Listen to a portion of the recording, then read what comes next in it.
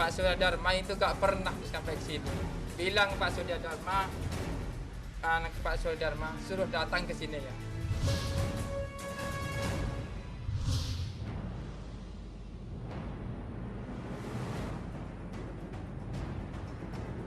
Bahwa itu dirasakan ada diskriminasi, memang ya kita rasakan.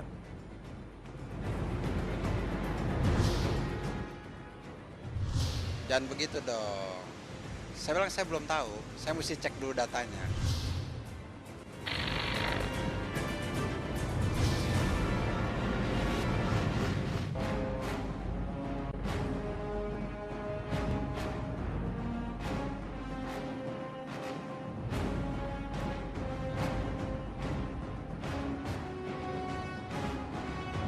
Perilaku partai politik yang menggerogoti keuangan negara semakin mendekati pemilu, semakin menjadi-jadi.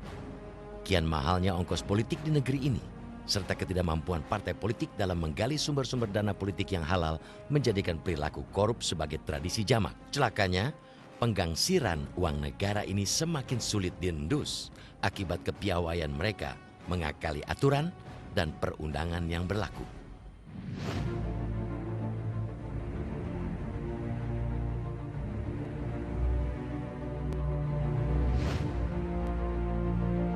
Inilah kondisi pondok pesantren Syalafiyah Syaikona Holil II, Bangkalan, Madura. Sebagaimana sering dijumpai di pompes-pompes salaf di Jawa Timur, bangunannya tampak begitu sederhana. Maklum, pengelola ponpes tak bisa seenaknya menarik sumbangan dari para orang tua santri. Soalnya, latar belakang santri mayoritas berasal dari keluarga pas-pasan. Begitu pula untuk biaya proses belajar mengajar. Pondok pesantren seperti Pompes Syaikona Holil II ini hanya mengandalkan pendapatan yang terbilang tak seberapa dari sumbangan para santri serta masyarakat sekitar yang peduli terhadap nasib lembaga pendidikan yang memberikan kontribusi besar terhadap masa depan anak-anak usia sekolah, seperti halnya Pompes Syaikona Holil II Bangkalan ini. Ahmad Syahrawi, salah satu pengurus pondok pesantren ini, tampaknya begitu heran mengapa pemerintah seolah tak mau peduli dengan nasib pondok pesantren seperti ponpes yang dikelolanya. Syahrawi curiga ini terjadi akibat Pompes Syaikona Holil II adalah lembaga yang tak pernah mau diajak berpolitik alias terlibat dukung-mendukung terhadap kekuatan politik tertentu. Kecurigaan Syahrawi ini didasarkan pada fakta-fakta jabatan tertinggi di berbagai kementerian yang memiliki program bantuan sosial berasal dari partai politik. Tak terkecuali Kementerian Agama yang merupakan Ketua Umum Partai Persatuan Pembangunan. Pak Surya Dharma itu gak pernah sampai ke sini. Bilang Pak Surya Dharma, anak Pak Surya Dharma suruh datang ke sini ya, gitu ya. Soalnya itu salah satu tokoh orang Madura juga itu sebenarnya. Tapi Pak Surya Dharma ini ke Bangkalan nggak pernah nyampe ke sini. Di sini ini tidak berbau politik sama sekali, karena di sini itu adalah pondok pesantren Salafiyah sebenarnya di sini. Jadi tidak berbau politik ini di sini, sama sekali tidak pernah berbau politik. Ya kalau memang toh ada di sini, ya di lain dari sini, maksudnya dari jalur lain dari sini. Di sini netral. Sekaligus netral di sini. Memang netral, benar-benar netral. Ya baik kiainya, baik santrinya netral di sini.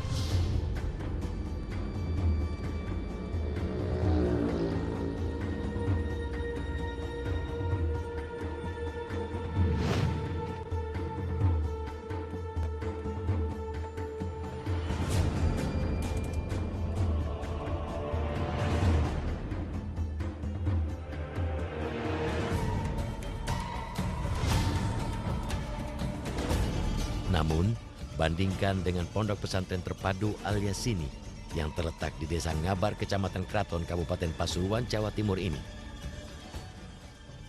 Menurut sumber-sumber di Kementerian Agama, pesantren ini beberapa waktu lalu mendapat kucuran dana dari Kementerian Agama sebesar 4 miliar rupiah. Secara fisik, jika dibandingkan dengan kondisi Pompes Syaikona Holil II Bangkalan, bangunan Al-Yasini boleh dibilang lebih manusiawi. Lantas, mengapa Kementerian Agama memberikan perlakuan lebih istimewa? Logika yang tak masuk akal ini akhirnya menemukan jawaban.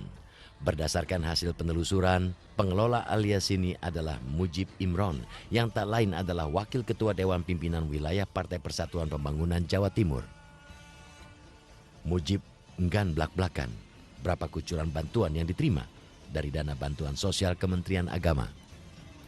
Kalau pondok pesantrennya tidak berafiliasi, artinya lembaga pesantren itu menurut saya itu adalah tidak berafiliasi kepada partai manapun. Tetapi bagi perorangannya, apa itu pengurus ataukah pengasuh, itu kan juga punya hak politik. Punya hak politik sebagai warga negara untuk menentukan mendukung kepada partai. Dalam hal ini Kementerian Agama yang dipimpin oleh Pak Surya Dharma Ali, menurut saya Pak Surya Dharma tidak ada, yang kami tahu, yang kami dengar, tidak pernah itu adalah bantuan adalah khusus untuk orang P3, yang kebetulan saya juga cenderung dan mendukung P3 gitu.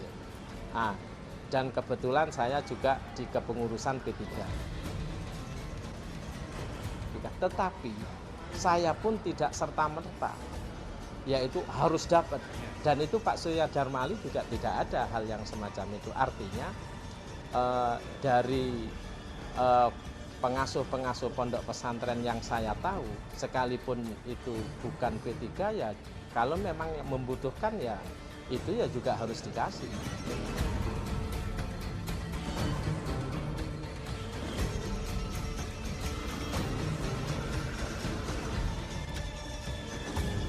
Sedikit nasib baik juga dialami pondok pesantren At-Taqwa yang keberadaannya tak jauh dari alias ini. Lembaga pendidikan ini juga mendapat kucuran dana yang berasal dari bantuan sosial Kementerian Agama. Tapi sejauh ini dapat bantuan apa sih Pak Kiai soal pesantren-pesantren ini dari Kementerian Agama itu Pak Kiai? Oh itu. Kalau yang dekat kepada Menteri Agama ya dibantu. Kalau enggak ya enggak. Sekarang kan modelnya begitu. Kalau Pak Kiai sendiri nggak mendapatkan bantuan dari Kementerian Agama? Ya dapat sedikit. Sebagaimana yang terjadi jika hajat pemilu semakin dekat, anggaran bantuan sosial yang berasal dari kementerian, utamanya yang menterinya berasal dari partai politik, meningkat tajam. Dalam APBN 2013, total uang yang dialokasikan untuk bansos mencapai 59 triliun rupiah. Jika dibandingkan APBN 2012, total dana bansos hanya naik 3,7 triliun rupiah alias 6,6%. Meski total keseluruhan jumlah bansos hanya meningkat kurang dari 7%, namun alokasi bansos di berbagai kementerian, utamanya yang menteri-menterinya berasal dari partai politik yang menjadi anggota Sekretariat Gabungan atau Setgab, jumlah kenaikannya sangat fantastis. Setgab adalah koalisi partai politik yang menjadi sekondan koalisi pemerintahan Presiden Susilo Bambang Yudhoyono. Sebut saja anggaran bansos Kementerian Agama. Dalam APBN 2013, di kementerian yang dipimpin Ketua Umum Partai Kabah ini meningkat hingga 100%. Jika tahun 2012 Kementerian Agama hanya memiliki anggaran 5,5 miliar rupiah, tahun 2013 ini kenaikannya sungguh luar biasa, yaitu menjadi 11,2 miliar rupiah. Publik tentu tak terlalu menyoal jika dana bansos itu memang dialokasikan sesuai peruntukan serta kriteria yang jelas. Namun celakanya, sumber-sumber internal pengurus besar Nahdlatul Ulama atau PBNU menyebut Surya Dharma dituding diskriminatif dalam menyalurkan dana bansos, yaitu kepada ponpes yang memiliki hubungan khusus dengan partai yang dipimpinnya. Kondisi inilah yang boleh jadi membuat Ketua Umum Partai Kebangkitan Bangsa, Muhaimin Iskandar, kecewa. Apalagi kementerian yang dipimpinnya, yaitu Kementerian Tenaga Kerja dan Transmigrasi, hanya mendapat alokasi bansos yang nominalnya relatif kecil. Masuk akal pula jika Ketua Umum PKB ini terlihat gusar. Soalnya PKB dan P3 memiliki kepentingan untuk mendulang suara dari pesantren-pesantren, utamanya para kiainya yang memiliki pengaruh kuat di kalangan warga Nahdliyin. Ibarat program yang memang semacam ya mau tidak mau bisa didapatkan. Bagi yang tidak didapatkan ya nggak tahu, nggak ada masalah sih selama ini. Ada kecenderungan kampanye menggunakan program pemerintah yang berbasis partai gitu ya. menurut saya nggak efektif. Jadi tidak efektifnya itu apapun yang dilakukan pemerintah itu dianggap kewajiban aja. Isunya begitu, tapi kita kan nggak bisa ngecek apa benar begitu karena kita dapat isu begitu, info-info seperti itu. Tapi kita ngeceknya gimana nggak tahu. Namun bukan berarti dana bansos yang dimiliki Muhammad melalui Kemenaker Trans pada tahun 2013 ini tidak mengundang kecurigaan. Iya, ini memang kebutuhan. Jadi anggaran bansos ini kebutuhan untuk menjelang 2014. Jadi kebutuhannya untuk partai sendiri. Jadi ditingkatkan gitu. Misalnya saya kasih contoh ya, di Kementerian Tenaga Kerja dan Transmigrasi gitu kan. Dia kan 2012 itu minim dia ini ya. Alokasi anggarannya itu hanya 7 M-an. Tiba-tiba tahun 2013 ini dia naik sampai 70 M gitu kan. Maka naik sampai 70 M. Wah, ini bisa-bisa dana bansos ini bisa jadi kardus duren nih gitu loh.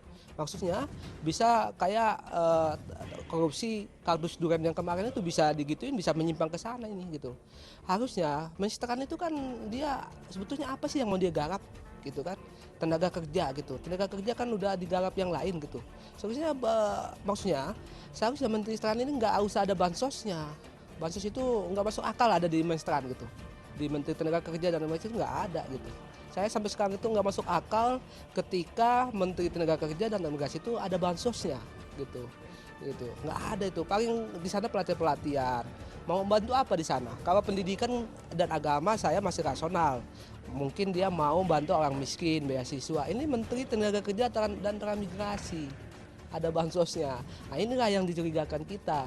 Jadi ini memang kebutuhan untuk fokus untuk menjelang 2014. Tadi bukan untuk masyarakat umum gitu.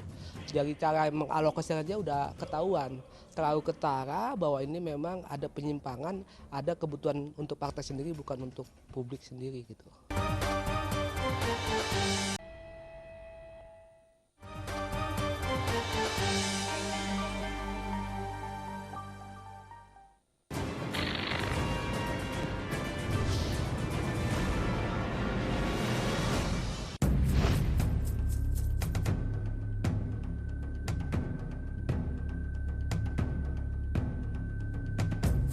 Kebijakan Menteri Agama yang hanya menyalurkan dana bansos ke pesantren-pesantren yang terafiliasi dengan Partai Persatuan Pembangunan bukan hanya memicu kecemburuan dari partai politik yang memiliki basis pendukung sama, yaitu warga Nahdliyin.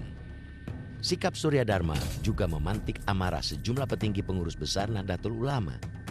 Menurut sumber-sumber di internal PBNU, dalam sebuah pertemuan dengan para pengurus PBNU, Surya Dharma Ali mendapat peringatan dari sang ketua umum organisasi yang menjadi payung bagi warga Nahdliyin, Said Akil Siraj. Namun, Surya Dharma dalam pertemuan itu meminta agar urusan pesantren dan para kiainya diserahkan kepada dirinya selaku Menteri Agama. Dana bantuan dari Depak untuk pesantren, tidak pandang bulu partai politiknya atau kecenderungan pesantren itu kiainya ke partai apa. Kalau memang ada hal seperti itu terjadi, saya kecewa. Saya sayangkan kalau dari Menteri Agama memberi bantuan ada diskriminasi. Kalau P3 dikasih, kalau bukan P3 nggak dibantu, itu saya sayangkan. Kalau apa yang sampai katakan benar, bahwa itu dirasakan ada diskriminasi, memang ya kita rasakan. Bahwa secara umum ada perbaikan di sana sini, ya kita akui. Seperti Dirjen Haji diganti Abimanyu, Irjennya diganti Pak Yasin, itu sebuah langkah yang luar biasa sudah. Betul-betul saya tidak menduga kalau orang luar Depak kemudian menjadi Irjen, menjadi Dirjen Haji. Semoga seterusnya bisa akan. Tapi ketika Menteri Agama sebagai Menteri Agama memberi bantuan hendaknya netral. Karena itu yang diberikan adalah uang rakyat, haknya umat Islam, tidak hanya partai tertentu.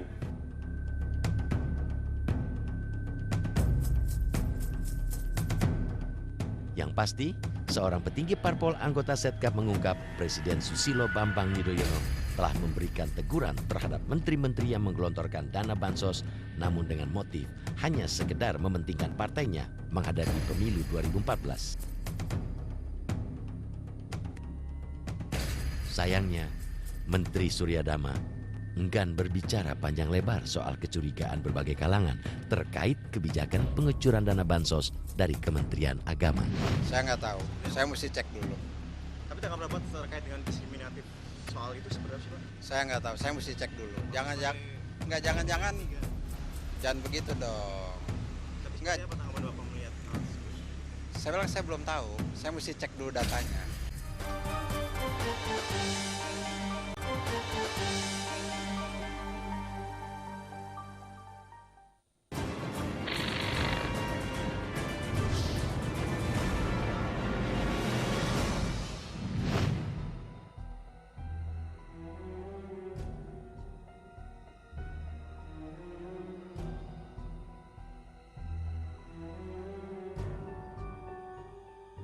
Partai politik adalah lembaga legal yang terbentuk untuk meraih kekuasaan berdasarkan sebuah sistem politik yang berlaku di sebuah negara.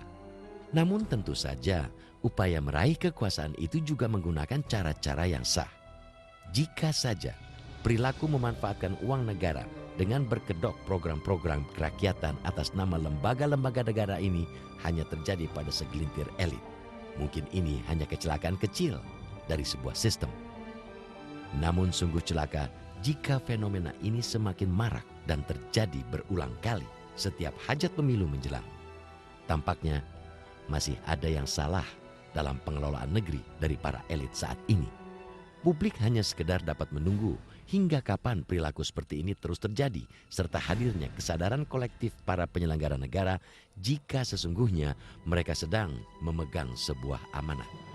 Kita melihat bahwa mesin partai juga bekerja atau dilibatkan dalam pengurusan proyek-proyek di kementerian. Kita melihat Menteri Kehutanan ketika dia melakukan sosialisasi di sana label warna bajunya harus warna yang mirip dengan partainya. Pada saat yang bersamaan kemudian tim-tim sukses yang tidak tercover dalam sebagai caleg baik DPR RI, DPR Kabupaten Kota itu mereka mengelola proyek-proyek itu. Ya, bisa saja untuk mengumpulkan pundi-pundi bagi dana partai politik dan juga bisa dalam rangka untuk mengkonsolidasikan konstituen di mana proyek-proyek itu dialamatkan. Dan ini terjadi. Kita melihat proyek-proyek dari Menteri Pertanian, kita lihat proyek-proyek dari Menteri Agama, Kementerian Agama juga dikelola oleh kelompok-kelompok mereka. Dua hal, pertama untuk dana politik bagi partai politik dan kemudian untuk distribusi penguatan kepada basis konstituen untuk kepentingan calon legislatif. Nah ini saya kira akan juga merambah pada kementerian-kementerian yang dipimpin oleh partai politik. Contohnya Menko Kesra juga mengkoordinasikan ya juga aktivitas atau proyek-proyek yang bisa kompromi 50% untuk kepentingan partai, 50% untuk betul kepentingan masyarakat tanpa berkaitan dengan pemilu. Tapi kecenderungan sekarang komprominya adalah bukan lagi 50% untuk partai, 50% untuk kepentingan publik tanpa berkaitan dengan kepentingan pemilu, tapi kompromi antara partai. Ya. Karena partai itu sudah terakomodir dalam kementerian. Kita lihat Menko Kesra, kita melihat Menko perekonomian. Di situ ada Hatta. Kita lihat kemudian Kominfo juga, kemudian Kementerian Agama, kita Pertanian dan seterusnya, Kemenpora ya kemarin. Nah ini kemudian yang bisa segala bentuk proyek, segala bentuk program dibungkus sedemikian rupa, tapi kemudian itu ditujukan untuk kepentingan konstituen. Dan ini saya kira sangat merusak dan proses demokratisasi. Oleh karena itu kalau ini dibiarkan maka demokrasi kita itu mengarah kepada demokrasi kriminal.